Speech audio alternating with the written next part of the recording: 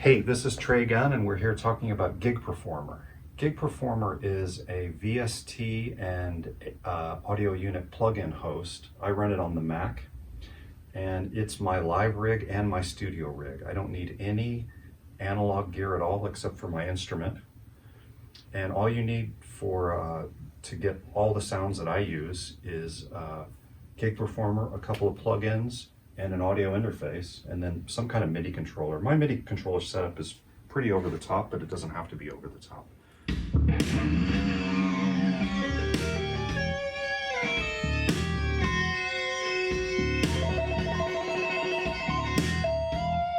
I pretty much switched to Gig Performer almost 100% of the time now from other outboard guitar rigs, guitar gear, pedals. I don't need to use any of that stuff now. I can emulate it all in Gig Performer and have way more control.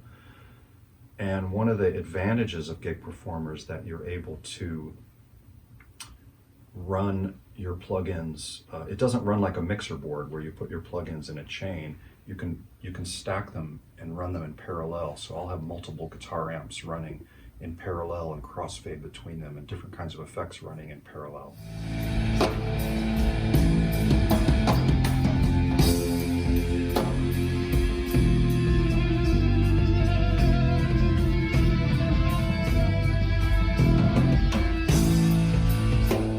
So switching over to Gig Performer is relatively easy. You have to know what plugins you want to use. That's the kind of smallest hurdle to get over, because there's so many different plugins out there, which is positive and a little bit more work. But once you've figured out, like, I like this guitar amp simulator, I like this reverb, this delay, and I'll give you some exact examples of what I think is great here later.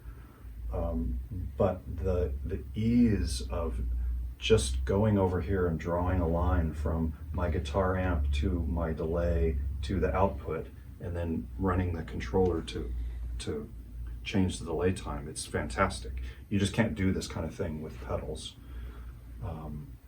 to my knowledge. So it's the facility that I have now with Gig Performer compared to running pedals is ridiculous.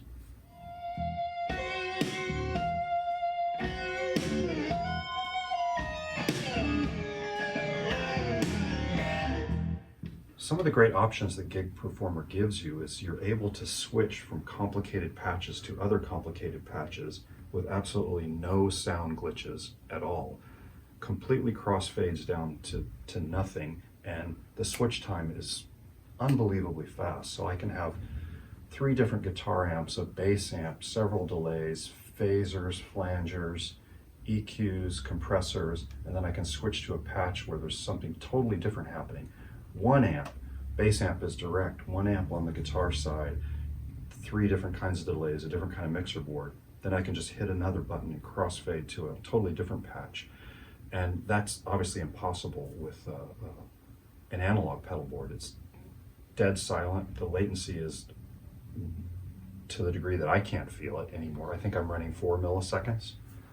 So these are amazing, amazing leaps that they've made with Gig Performer.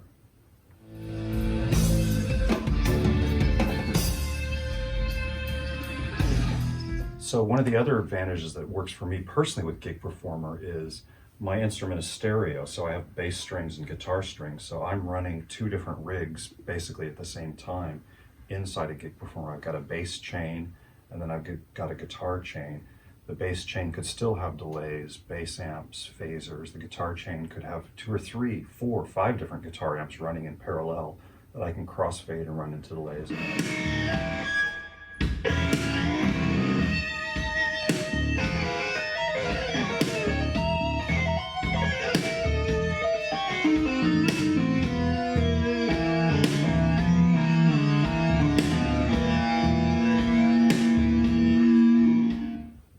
With one of my performance projects, the security project, we have 3 different folks using Gig Performer on stage. I'm using it with my rig for the bass side and guitar side. Our keyboard player, David Jamison, who's one of the key developers of the software, he uses it for his keyboard rig, running samples, doing all sorts of crazy patches and sound manipulation. And then even our front of house sound man, Robert Fraza, is using it in the show. He's using delays and reverbs that he makes a loop in the mixer board system, sending out from the mixer board to gig performer and bringing it back in. He's controlling touch tempos for each song with it. He's manipulating reverbs, he's changing patches, and we're all in control of our units separately, and we're all running it on our own laptops, but there's a lot of gig performer going on in the security project.